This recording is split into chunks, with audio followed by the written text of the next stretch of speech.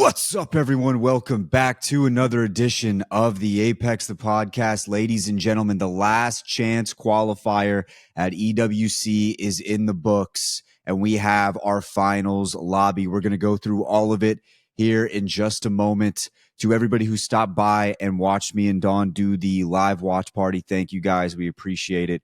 It was a fun time. We got real locked in there at the end. It was great to see. But Don, let's talk about the overall lobby here. Pool A and Pool B, there were actually not two. There was many point sponges sitting atop both of those lobbies. This one was not that way. This one came down to the wire, and every single game, it was close. We saw teams jumping from bottoms of the leaderboard all the way up into the green zone. We saw teams who were in the green zone all day find their way to fall out of it late there at the end. That was the kind of lobby we got. And this is why I think the EWC concept, the format, is so interesting, the way they have this thing set up. It always brings for the most drama. How'd you feel with today's lobby? Yeah, I think just with, there's kind of a couple factors, right, when we get into, these situations where we don't see the point sponges. One, obviously just a sense of desperation for all these teams, right? They know that they don't have another chance after today, right? And they have to get top six, so everybody's playing typically a better brand of Apex. They're trying to play things a little bit slower, or trying to be really intent on their decision making, whether it becomes their fighting decision making or their rotations. So I think we definitely saw, like, early on, there was obviously still some fights early, but I think for the most part, we definitely saw a lot of teams being pretty patient and not going too crazy to start with. And I think that naturally, takes away from, like, those point sponges that we saw in the group stages, where teams were kind of playing a little bit more loose at times, especially like the alliances of the world. We all know they're going to make it through directly to finals. Falcons, with the way they always can play. And then, just even the current form of TSM and NIP, that all just kind of created the ability for those teams to soak up a bunch of points. But here, the first factor again being no second chances, and then also just the quality of the lobby. I mean, we had talked about it when we were previewing it, that there really was probably 14, 15 teams that you could be like, oh, I realistically think that these guys can make it through to Sunday. And I think you just combine those two things together, and it produces a brand of Apex, man, that, I mean, we obviously were pretty energized and having a good time, but I mean, this brand of Apex, if you're not excited about this, watching the twists and turns, the teams going up, the teams going down the leaderboard, I don't really know what would get you excited. So Yeah. it was a hell of a time. Yeah, so there was, like you mentioned, there was a ton of teams we felt like that could do it, but there was only 6 at the end of the day that did end up doing it, and we'll run through those right now. That's Gen.G Esports, Sentinels, Team Liquid, Furia, Team Nemesis, and Enter Force 36. Those are your 6 teams moving on and solidifying that finals lobby for Sunday. Tomorrow is going to be a banger. It is going to be absolutely insane, but that means there were a ton of teams that you would have expected to get in that did not. You have NRG missing out by just 1 point. Twisted Minds missing out by just a few. Alcadzia right behind them. All Gamers Global down there at 11. Shopify Rebellion down there near the bottom. It was a mass exodus of really good, solid teams not being able to make it in.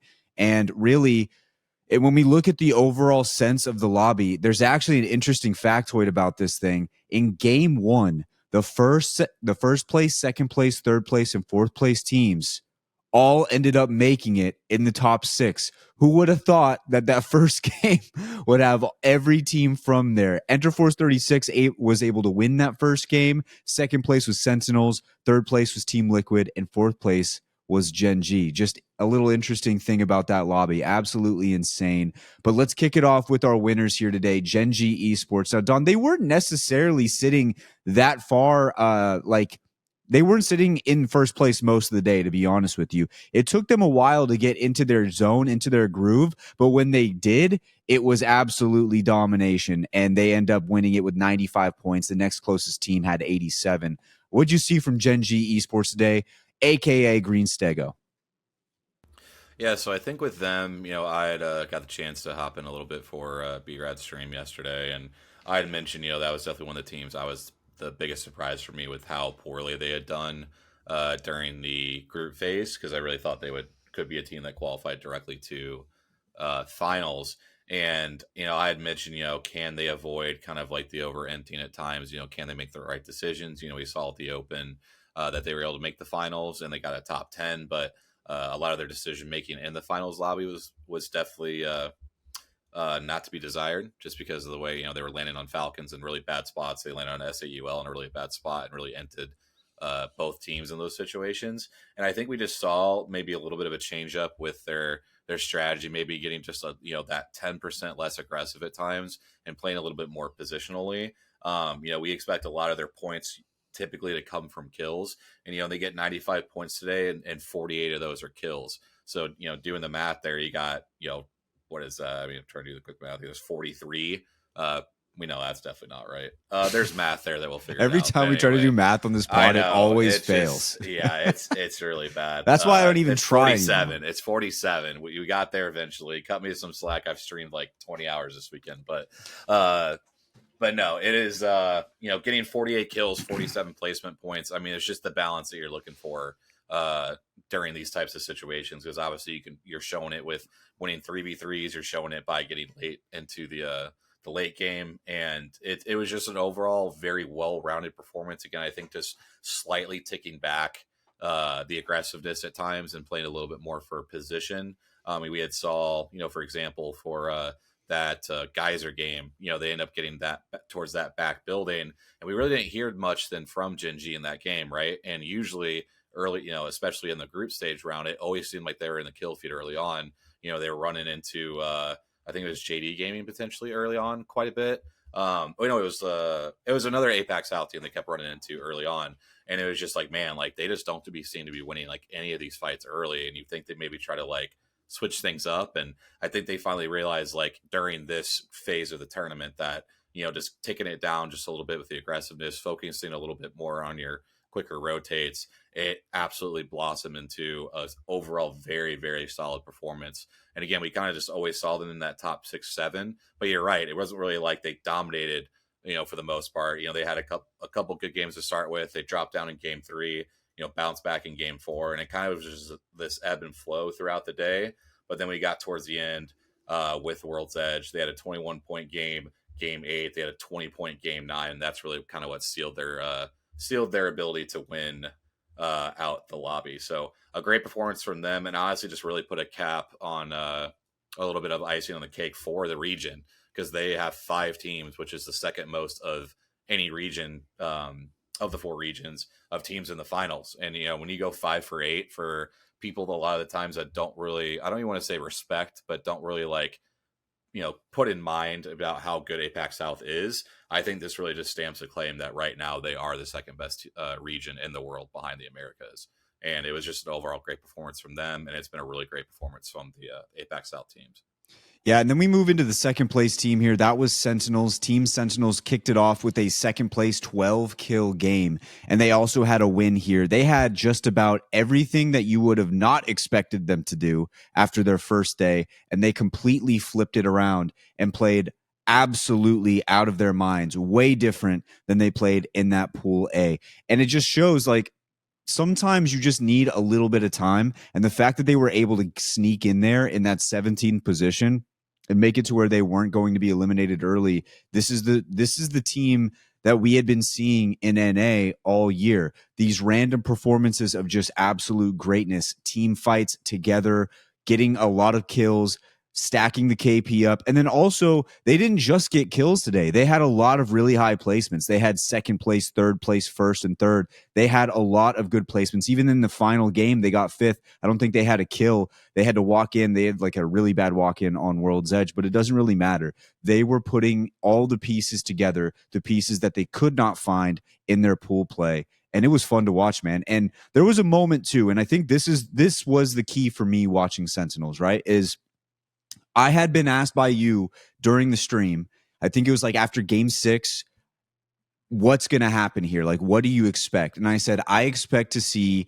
some of the, experience start to show through. I think at that time we had NRG inside the top 5. I think we also had Alcadzia inside the top 5 at at that moment. And I was like, I expect these teams to lay it down and do exactly what I expect them to do. I think we even had Furia in first at that moment, and they ended up dropping all the way to sixth going into the final game. So I was wrong about that experience. I think what ended up happening was they saw an opportunity, and rather than going out there and just like running away from it, they grabbed a hold of it and they really said, you know what, we're going to go in here. And when they got that win, it was all but inevitable at that point. So huge day from Sentinels. Yeah, it was a ton of fun to watch because again, we definitely grown to be fond of that team, just because of their story. Again, it really wasn't a team that many people expected to be in this situation. They obviously had the success at the Open, and then you see it carry back into Pro League. You're like, oh, is this like the rise of like some new? I don't want to say new talent, but just like some names people maybe haven't named some. Wow, that's English.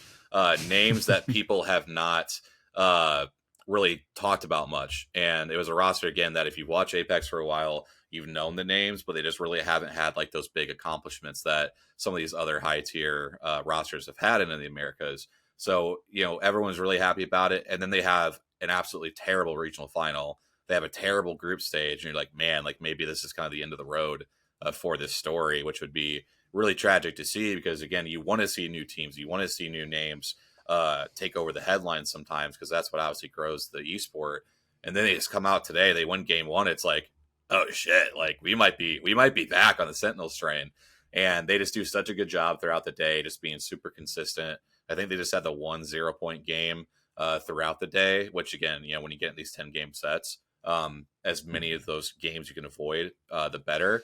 And then we obviously saw in game 7 there on Storm Point, we had talked about it, while we were broadcasting it. It was like, man, like it seems like they're in the worst position. I don't know if they're really going to make it out of this building while all these teams are surrounding them. But then they do such a great job of just slow playing it, allowing the teams to kind of fight each other and clear the way for them, then to get 3Ps and third parties onto basically everything. They help wipe out Go Next. They help out wipe Orchid. I mean, there's just so many teams on that side of zone they were able to wipe out. And then you see them take this 3v3 against Liquid. And we obviously know like how potent Team Liquid can be sometimes in 3v3s. Obviously, it's not necessarily the Liquid we've seen of the past where really like they just nailed down every 3v3 they're in. But still, it's a team that like you can't underestimate. And I think it was just such a huge call for Sentinels to really force the issue. You get the Newcastle wall and you slam the absolute crap out of Liquid. You launch them like you're dropping freaking Mufasa down the freaking cliff in Lion King. But like, it was just such a great play call, and it was such a great sign for Riley as the IGL making a call like that in that situation, because that really shows that he is very locked in. The moment's not really getting to him. He's still able to think very clearly and make great decisions. And then on top of that, you then see Carter with that freaking R9, man. And it's just like, I mean, these guys, they are locked. And if they bring this level to Sunday, I mean, I'm not going to guarantee anything because obviously we're not trying to jinx anybody again, but like they are a team you have to keep your eye on because they can pop up and be like, oh shit, like they're on match point. So yeah, I think storyline. I think the thing to keep in mind with Sentinels is just the fact that the last 2 lands that we've had, they've made finals both times. And the Open is the Open. You can take what you want from that. But now they've made it at EWC, and they've made it in some dire circumstances as well. So it's just something to keep in mind. I also do want to shout out Carter. I mean, Carter had 17 kills for the boys today. He was also the only one who had positive plus minus on his damage. And so I think that just kind of shows like that's the type of entry that they needed. And he's one of those guys who reminds me a lot like Saucer. It really comes down to his confidence level at that point. And he was really feeling it today. If he's confident, I'm confident in Sentinels, but he has to make sure that he can hold his own, keep his confidence level high, and just focus on the next kill. Because when he is on fire, when he's the one getting the kills for this team and opening things up for them, it makes things so much easier for them. And I'm so glad you brought up to that Newcastle wall because that changes everything, man. Yeah. Absolutely changes everything. Yeah, and again, I think it's just the main part that I love so much about that play is again just the confidence to try to pull that off, right? And I think again, the moment's not too big for them. They're thinking about every little detail possible because again, you see some of these teams that maybe don't have as much lane experience, they don't see like those, the third, fourth, fifth possibility that you could have in that situation. And a lot of teams might just try to walk up on the rock and then just kind of play out the 3v3. But they do such a good job, again, of just taking the fight to Liquid instead of allowing Liquid to walk up. And it was just such a clinical play. And for a team that, again, like it's only their second LAN, and like you said, like the Open was the Open. This was really their first true test, after signing with Sentinels, after struggling through regional finals, struggling through the group stages. Like, what team were we going to see? Was it going to be the one that we saw prior, or was it going to be the one that we've seen more recently? And we definitely saw the prior form come in big waves here. And I also just want to shout out, just the whole roster in general. Anytime you have all three players in double-digit kills, I think it only just shows how well they fight in 3v3s together. And all three of them also having double-digit assists. So it really just goes to show, like, when these guys are fighting together and they're connected and very cohesive with their decision-making, again, they're going to be a team that you're definitely going to have to keep your eye on when it comes to a match point scenario. Then we move on into Furia here, and this one was, I think, to me, Heart the attacks, biggest bro. story of That the was day. Furia. I think Heart attacks today. Yep, I think this was the biggest story of the day. First game, they get 17th. Second game, they get 10th. Third game, 19th. Fourth game, 13th. They were sitting at the bottom of the leaderboard. They were either 19th or 20th. I'm not 100% sure. 19th. They were 19th overall. And then they pull off one of the most improbable wins I've ever seen from the scenario that they caught themselves in. 17 bodies to go with them. They had a fight with All Gamers Global where I was sure they were dead. I just did not understand how they were able to stay alive. And guess what? It was the Newcastle. Keon, one of the best Newcastles I think we have. He comes in here. He clutches it. I mean, absolutely clutches it. But then they still had more fights left to go. They get up on the staircase. This is all on E District, and they make sure that they can close it out. Incredible from Furia. And then after that, you think, okay, they're back. They're going to solidify it. They falter again. They get down into the 6th place position. They're going into the final game tied with 3 other teams. I think they all had 56 points going into the final game, and they had to make something happen. They do it. They solidify it. They lock it in. But Furia, man, what a roller coaster of a day. Yeah, and like you mentioned, I think really that fight on E District was almost like a turning point for both teams, right? You're all gamers. You got off to a pretty solid start. After 2 games, they had 33 points. They're obviously towards the top of the leaderboard. And although they kind of had an iffy game 3 and 4, again, they're still sitting pretty good at the top of the leaderboard, feeling decent so far through the first 4 games of the day. And then you get into a situation where you're definitely in a very good position to obviously get through Furia. And obviously, I think Zap was the one that opened up with the first knock originally in that fight. And you're like, man, like, if they get up a 3v2 here, like it's over with, just based on how well Zap and Skittle and Drop can fight at times. But then, yeah, like you mentioned, Keon comes in with a Newcastle. And I think what's so cool about that is, like, obviously when Newcastle was so big last year, he wasn't the one playing it, right? It was Vaxlon that was the one that was going to be on the Newcastle. So for Keon, you might have had some prior experience. I haven't always seen what his old character picks were prior to this, but I know at least for over the stretch of this last year, he wasn't on Newcastle duty. It was mainly Vaxlon.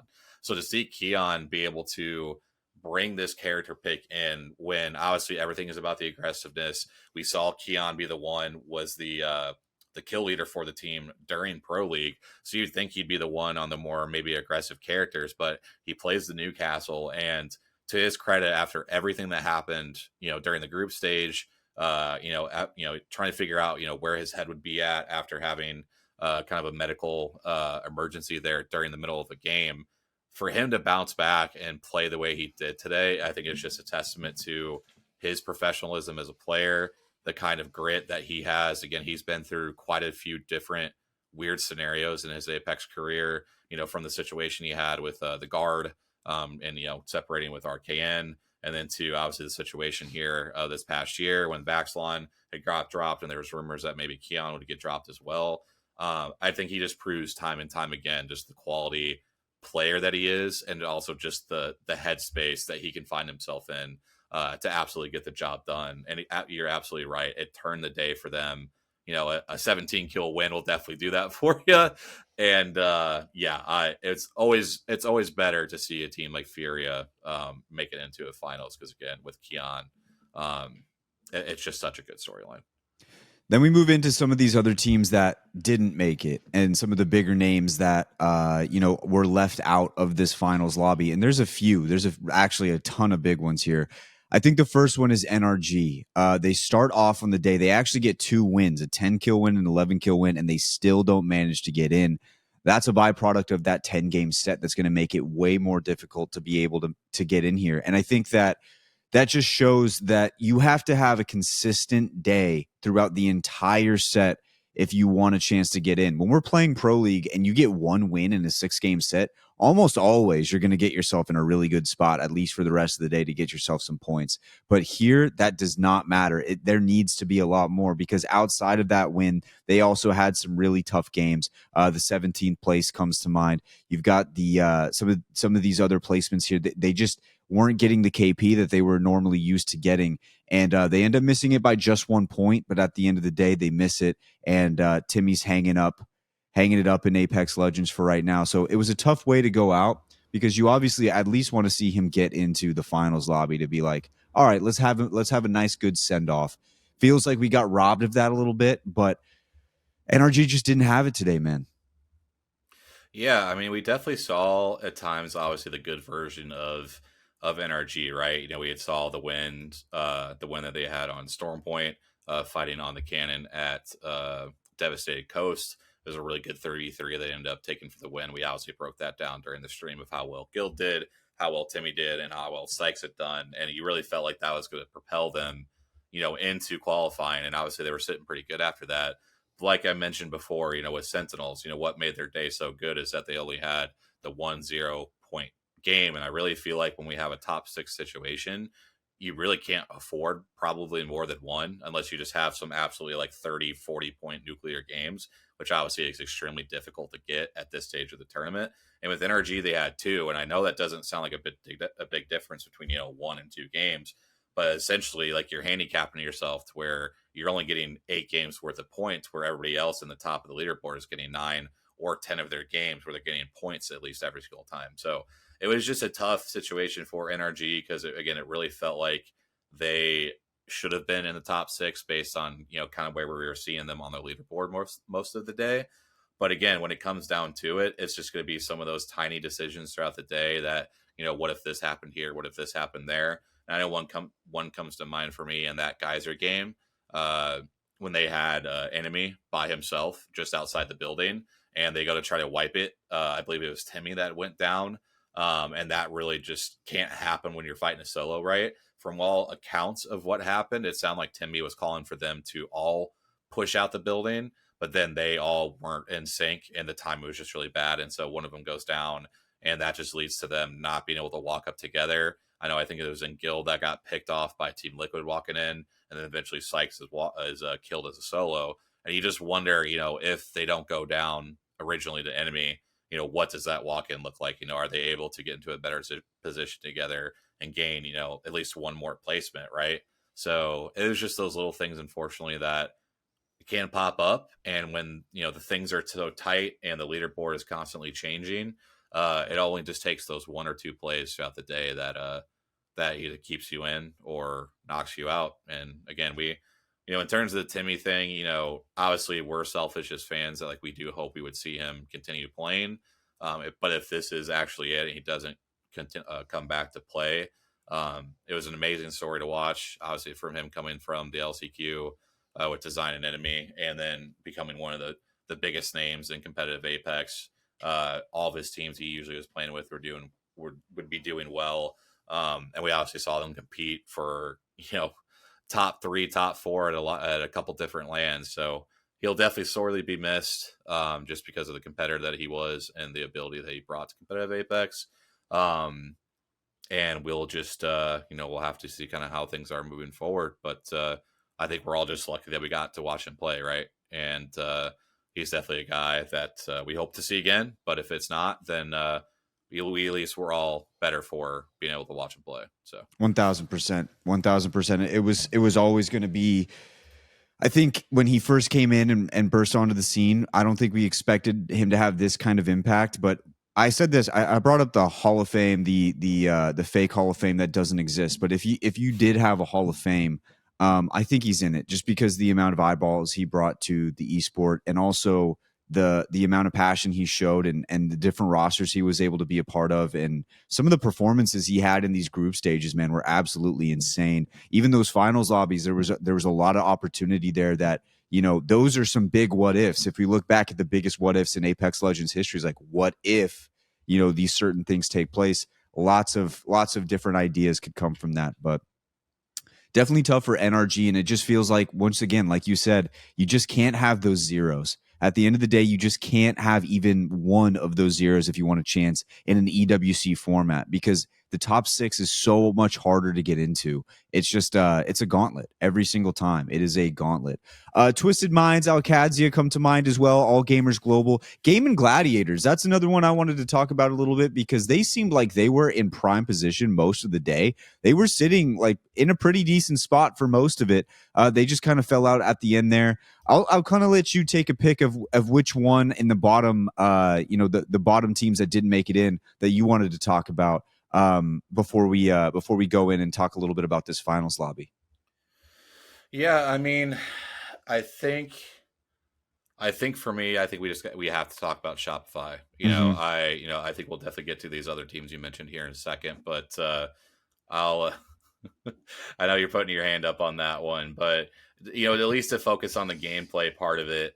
We had mentioned, we were kind of worried about some of the decision making they were deciding to make in fights, and how they didn't really seem to be, their fights were leading to much of anything else, right? Even if they wanted to fight, it really wasn't leading to like a better position in the zone. It really wasn't leading to like a free rotate for them. And it just, they just seemed off all day. They were losing fights that you don't normally expect them to lose. I think Koifel definitely was going down with not as much damage as we normally expect Koifel to put out. And it really just felt like at times it was almost like Zynie was just kind of trying to stop a sinking ship. Because I remember there was one fight where Koifel kind of jumped in and he got hit pretty hard. I think it was a fight actually against GG in Landslide. But Zynie was there to cover his angle, and he's able to get a couple knocks and kind of swings the fight back in their favor. It just really just didn't feel like they were connected as a team. And I think that's very surprising given what we've seen from them in the past. And, obviously there was definitely warning signs during Pro League and the group stages of them, not potentially making finals. It was just hard for me to believe it with how good the roster is on paper. But I think, again, it shows that's why we play the games, and that's why the BR is one of the toughest things to always be consistently good at. We've seen times in the past where we saw, Dark Zero miss a final when no one thought that would ever happen. And we saw TSM, finishing like 16th or 17th at LA, and Falcons at 20th. Yeah, Falcons at 20th. That's why we play, right? That's why you don't just hand stuff out before the game starts. And again, it's tough to see because you obviously always want as good of a quality of a lobby as possible. And obviously, like, we're gonna have a crazy lobby tomorrow. Don't get me wrong, but like, it's just weird to see a final and we're not seeing empty Zainu and Koifel. I did see a stat earlier because I remember I had it up on my screen before, but this is the first finals that Empty will not be a part of in his Apex career. I believe it was like 10 or 11 straight finals that he made in his career. So definitely a huge credit to him, with that streak, because obviously that is not really matched by anyone else, probably besides like Hawkus and Hal, if that. I didn't fact check it that far, but it's just going to be really weird not to see Shopify playing tomorrow. If you want any idea of how badly this affected people, I got a text message from Jonathan Hawk, who loves MT and does not believe in jinxes, does not believe in any of the things we talk about. He doesn't believe in it. Every time we bring it up, he thinks it's mumbo jumbo. I got a text from him saying, never make a prediction again. He's a huge MT fan. I gave them the kiss of death that I didn't think I thought even they could get past it just Yeah, off of the skill level alone. And, you know, like you said, it just felt like they were off. Like you bring up that one fight with Koifel, he slides out in the open. I think he was playing the Pathfinder. I don't remember 100%, but he like slides down out into the open area, and Zainu's able to angle it out. So, you know, they don't absolutely lose it there, but it felt like in pool play, they were playing on their heels. And then on this one, it felt like they were playing on their toes, but it just felt like they couldn't win any fights. They yeah, were just struggling to get any foothold in a fight. And it just wasn't the Shopify that we had seen throughout the entire tournament. Now, I will say this, like the pool play thing, maybe because of the format, it's tough. I don't think they should make a change. And this was like a big discussion inside of our chat because there is another pro league coming up right after EWC. I think they hold on to it, man. I think this team is really, really good. And I don't see the only way I see a team change being made is if Zainu decides to step into the IGL role and they move on from MT and then try to bring in like another fragger or an anchor to yeah, solidify their fighting. I don't think you do it though. I think you leave it as is. If you go through the pro league, and I'm sure they're going to make it through the pro league, then you can kind of like figure out what you want to do. But I think you leave it, man. This is just a bad performance. But look at some of these other teams that aren't going to make it, man. You've got NRG, Twisted Minds, Alcadzia, All Gamers Global, Game Gladiators. yeah. Like there's a lot of really good teams that are not moving on, man. So I don't think you put too much stock into this. It's super frustrating because this is the tournament everybody wants to win, right? Like this is the Right. one. This one has the most prize money. This one's kind of the big sought after tournament for a lot of the Apex A pros. ton of eyeballs around the world. Yeah. Yeah, there's a lot. I would just say real quick on that point of about a potential roster change. I think it's just come down to two things. You know, one, what is like what they view as the problem? Is it something that they feel like they can fix, or is it something that they feel like they can only fix by making a change? And then the second thing is, I think just who's available, right? You know, we're going Mm-hmm. to see obviously Timmy stepping away, which that's going to leave an open gap in a roster. And anytime that we've seen an open gap on like a tier one org like this, you know, and we did see that like NRG had said like they're going to be coming back stronger next split. So like shout out to NRG saying, you know, that they're sticking around, which is great. But you know, that's going to be a roster that's going to be highly sought after because you got Guild, who again I've talked plenty about, and I think we both agree is a name that just doesn't get talked about enough at times. You know, I feel like people always know that he's good, but like he doesn't necessarily get the most credit at times. And then Sykes as well, like whatever your opinion is of him, he still is one of the better players in the world in his role. And then you got Winnie as a coach, right? Who's arguably right now one of the top five coaches in the esport in general. So that's going to be a very sought after position. And anytime that we see these highly contested, highly sought after roles, it's going to just cause an absolute merry-go-round of, you know, this guy's going to go here, which then leads to another gap on another team. So it's really just going to be, you know, I think those two things combined between what is the problem, if it's fixable, and then kind of what happens with the roster mania, just who ends up going where. So, yeah, I would prefer to see them stay together because, again, I think there's a lot of promise there. But like you mentioned, you know, does Zainu end up winning to IGL? And that obviously will change the dynamic of the team, and they'll look for somebody else probably to replace Empty. And yeah, it's going to be a very odd situation to say the least. Yeah, the last team I wanted to talk about before we go into this finals lobby, I'm going to go into AGG, All Gamers Global. I think this is another team that I think you chalk this one up as we didn't have the day we wanted, we didn't have the tournament we wanted, but I think we keep it together. The only problem I see with AGG is they have huge pop off potential games. Like they have games where they go absolutely nuts, and then they can't follow it up with like the approach of like, let's just get a few points here or there. And I don't even know if it's an approach thing. It could be just luck, right? Like sometimes you just get into a bad spot. Sometimes the zone doesn't pull your way. There's a lot of things that could go on. But I don't know if that's the case because this has happened a few times with AGG. They had a 16 kill win in game 2 today, and then just a lot of games with nothing right afterwards. You have a 17th with 1 kill, 18th with 1 kill. Those are just 2 points in 2 games, right? Like we talked about what was happening inside pool play. We've just seen this happen many times where they get into this spot.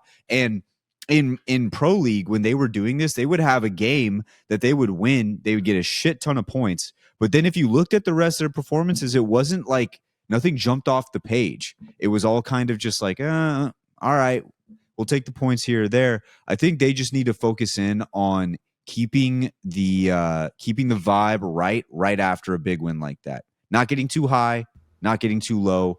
I think this team, if they ran it back in this pro league and they continue to play the way that they can play, I think they're going to be a force to be reckoned with when it comes to champs.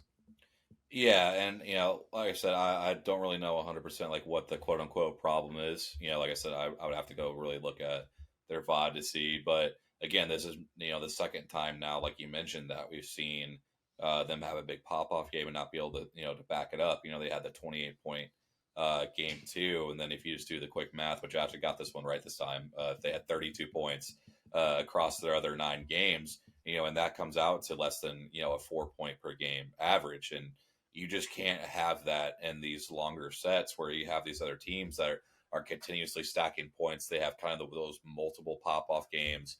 And it just never really seemed like AG really got themselves in a position to have like that second, third pop off game. So, and again, I think we really, and like we mentioned it with Furia and the way that fight swung it for them, it could very well have been the opposite effect for AG, where they lose that fight that they think they should win because they go out of that game with 9 points. And if they end up winning that fight, they're at a minimum 12. You add the placement point on top of that, or 2 points, whatever it was. That's already, 5, 6 more points. And then you just, who knows if they end up following the same path that Furia does and they end up taking the win there. Yeah. So it is, And by all accounts, they should have won that fight. Like they yeah, should have won it. Zap came around on a perfect swing around the backside, and Furia had no idea he was there. They yeah, had no clue. And it was the 100%. Newcastle that just swung the fight in Furia's favor. They did everything right there. And I think maybe Yeah, that's what they have to figure out is like when you do everything right and you still lose out to a team that has like a different composition or just manages to win the fight when it seems like there's nowhere to go, like that one. Just managing the expectation of what you thought was going to happen and making sure it doesn't transfer over into those other games, which is, by the way, I'm saying that like it's easy. It's not easy. And I understand that it's not easy, but yeah, also you can manage the expectations after a win as well. And that's something that they haven't done because when they do win, they don't manage it very well. After they get those wins, they continue to just put up like these little small, no point games. And then, like you said, it's like you look over the rest of their games, 32 points in the rest of those games. There was a ton of meat left on the bone for AGG. But I do like the roster, and I think that they can continue to succeed if they decide to keep it together. yeah. And just, the last quick thing I'll just say is after that fight, their next 4 games was 1 point in game 6. They had 4 points in game 7. They end up with 3 points in game 8. And then game 9, they end up getting 0. So, again, it just feels like that was a fight that potentially swung their day and that they really probably felt that they should have won. Because, again, they go see Furia win and have the big, point sponge in that game that they end up getting. So, again, Apex is such a momentum game, and as much as like they obviously are professionals, and then they more often than not can bounce, and more often than not can get to the next game and not really worry about the last one.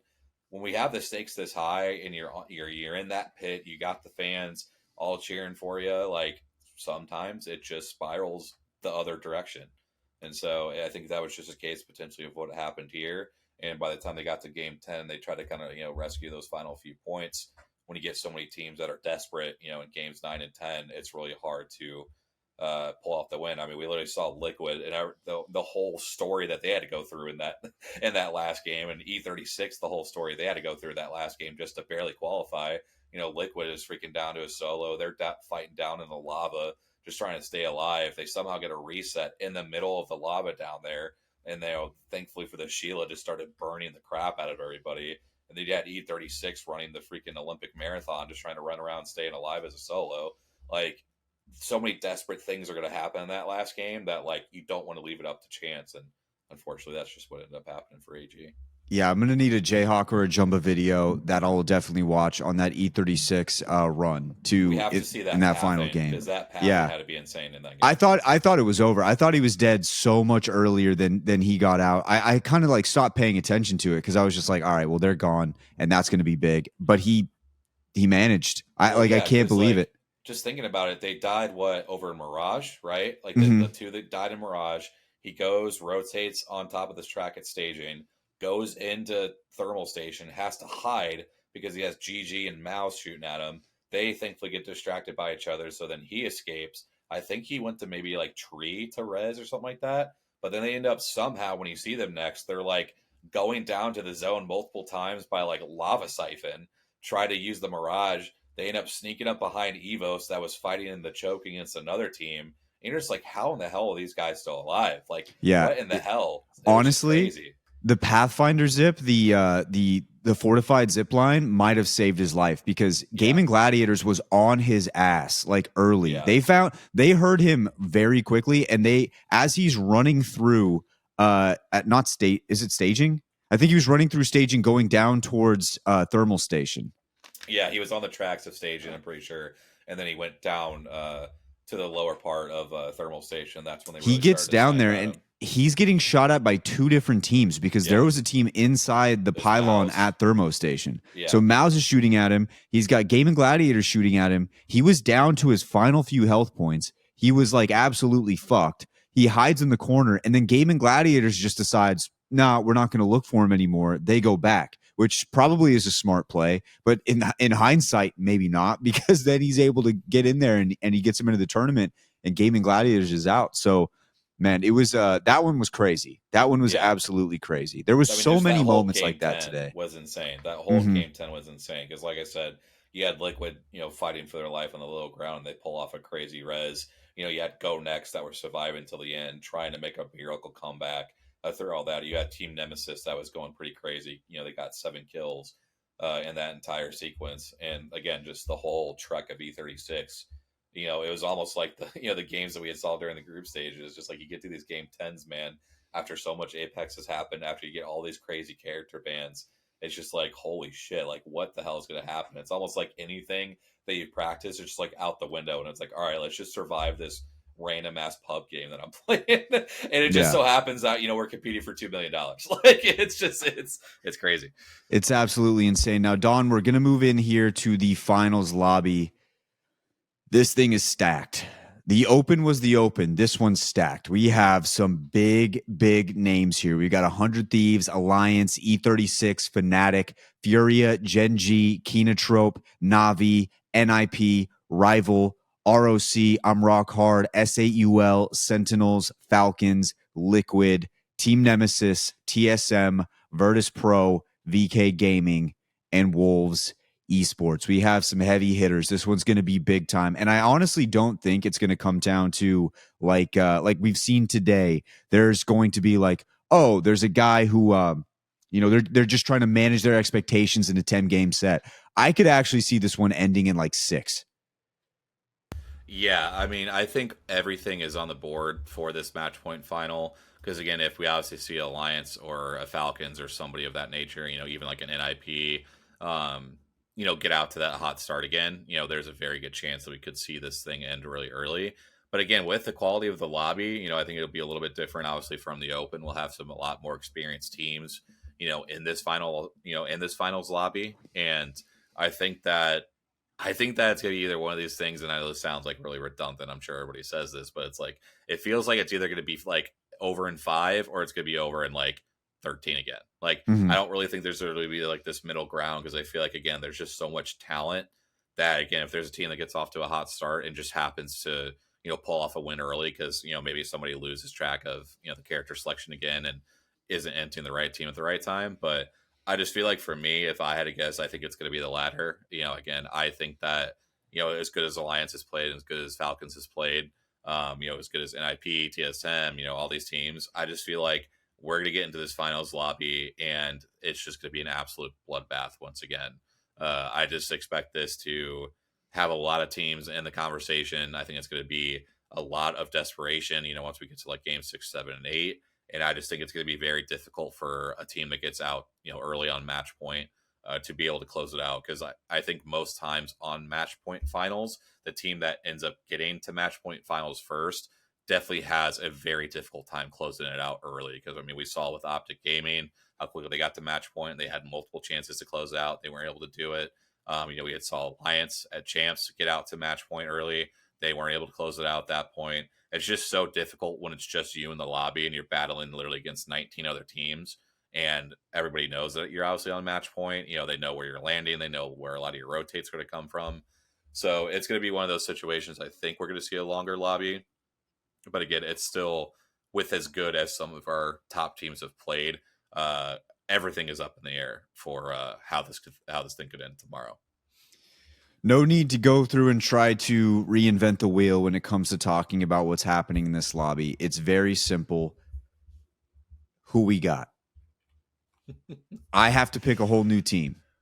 You do have to. And unfortunately for that team, they're going to lose. You're fucked. I don't know how else to say it. Absolutely fucked. Do you have one? Is one jumping off the page to you? Like who would I pick to win? Mm-hmm. I mean, my pick's just going to be the same pick that I've had since the beginning. It's going to be, what have I said? Have I said Falcons? I think I said Falcons. You're going Falcons? I think I said Falcons because I think the home crowd situation. I think that's what I was going for. I think that obviously them in front of the home crowd, but then also just the way that they're playing. I think this is one of the smoothest group stages they have played as a group. Obviously, last year's EWC definitely trumps it, but I think that this one, they definitely felt a little bit more in control at times. I think C has gotten better on the crypto as that's gone on, and obviously I think crypto is going to play a big factor, especially since we're going to have the alters and the Watsons and the Ashes getting banned early. We're going to see at least 4 or 5 games probably of crypto. So if Falcons gets off to a hot start, Waltzy's playing well on that character. I feel like I could see Falcons get to match point early and probably win it in like a 7 or 8 game type situation. When I look at the difference between placement points in KP and the team that has the perfect marriage in that, there's a few that come to mind. I think ultimately it comes down to just pure vibe, looking at the page and seeing that's the team that's going to do it. I'm going Fnatic. RIP. I'm going Fnatic. I apologize. I'm going Fnatic. I'm looking at this page and it just keeps staring at me right in my face. I just keep looking at this page and all I can think is Fnatic. I've got Fnatic. It would definitely be an amazing story. I think something too we can probably do real quick. I don't want to take too much time with it just because obviously we're not going to run this episode out too far, but I know a ton happened today is that we needed to cover. But I think for me, realistically kind of running through these teams real fast, I think for E36, if they're able to get an early pop-off game, they could be a team that gets into contention early. Fnatic, I think if they can play and basically replicate what they did in the group stages, I think they can definitely be a team that ends up on match point. Furia, again, I think their biggest thing is just avoiding the slow starts, because we've seen them typically have some slow starts at times, and sometimes during these finals lobbies, Madness starts to question his decision making a little bit more. So if he can kind of avoid that and they stick to the game plan of what they are capable of, they have a decent chance. Gen.G honestly is just repeating today, balancing out their kills and their placement. Because I think when they are playing a little bit more patiently, it's very good for them. Navi is just kind of going back to what got them, the win in Japan. And honestly, I think they've definitely looked better with Slab. They've definitely figured out a lot of things. So definitely a team to look out for there.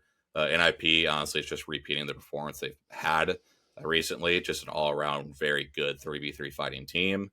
They just won't really need to lock it in when they get on the match point, because we obviously saw them struggle during regional finals.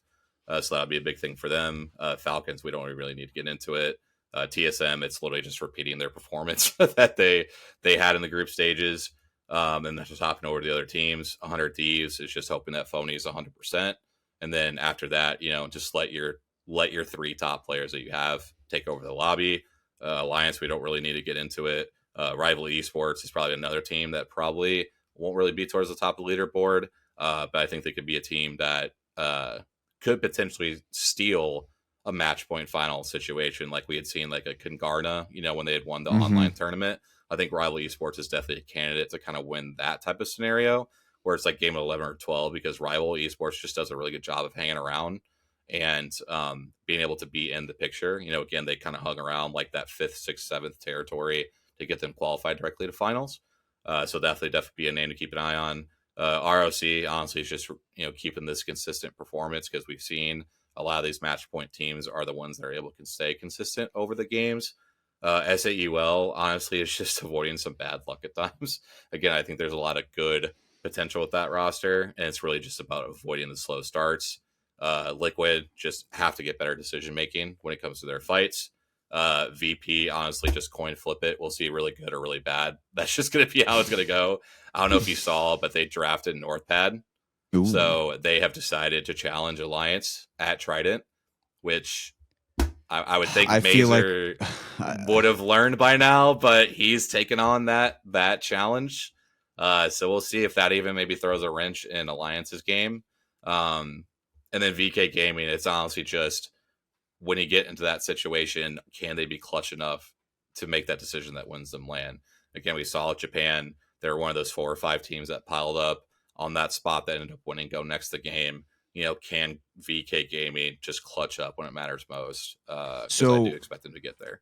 So just for tomorrow, we have 3 games Broken Moon, 2 games E-District, 2 games Storm Point, 3 games World's Edge. Is that how it's going to start? No, so it's different in the finals lobbies. So it's going to be essentially a snake draft for how this is going to go. So it starts on E-District for map 1, map 2, and game 2 is World's Edge. Game 3, map 3 is Broken Moon, and game 4, map 4, Storm Point, and then it wraps back. So then game 5, it'll be Storm Point. Game 6, it'll be Broken Moon. 7 is World's Edge. And then 8 is E-District. And then if we still are continuing on at that point, it'll be the reverse way. So back to E-District and back down the order that way. So it's Hold on. I'm looking at map picks here, and I do not like Fnatic's maps or POIs at all. I don't like them at all. Let me take a look. They got Cedo Station, which should be a solid one. Monument can definitely be a tough one. Settlement is definitely not good. Stasis Array isn't terrible, but yeah, it's. But they're surrounded by Rock and Furia. Furia's got Cliffside right there. You can change your pick if you want to. I had another one. Are you afraid to say it? I'm afraid to say it. I think I know what you're saying. Because I just don't want to be responsible. I'm gonna stick with it. I'm gonna say apprehensively after looking at the POI draft, I'm gonna say Fnatic, take that to the bank. Go ahead and cash it. Fnatic is your champion. Congratulations. There you go. And ladies and gentlemen, that should just about do it for this week. Sorry. I was doing a regular outro. Ladies and gentlemen, that should just about do it for this day's episode. Tomorrow, we will be right back with a brand new champion and breaking it down as always. And then we will go back over everything and do like a big podcast with all the boys, with Enoch, with Jumba, to be able to go through and talk about everything that went down. Ladies and gentlemen, thank you guys for sticking with us. We will be watch partying tomorrow. Enoch might even join that one. I'm not 100% sure. He might join that one, but we will be watch partying tomorrow, and we're going to be hanging out, watching some games, having a great time. Don, what time will the game start for you? So it should be starting the same time that they started today, or at least that's when the broadcast will go live. So it's 9:30 a.m. Central Time, West Coast. That is 7:30 a.m. Specific. So have fun with that again, Wyatt. Yeah, I'll try my best on that. But yeah, I'll be live on my channel to give everybody a quick preview on the day, like I've been doing. And the only other thing I'll just say is you guys are insane with the support. The watch parties have been awesome so far, and I'm just looking forward to another banger day tomorrow. Hell yeah, baby. All right, we'll catch you guys tomorrow after finals is over. See ya.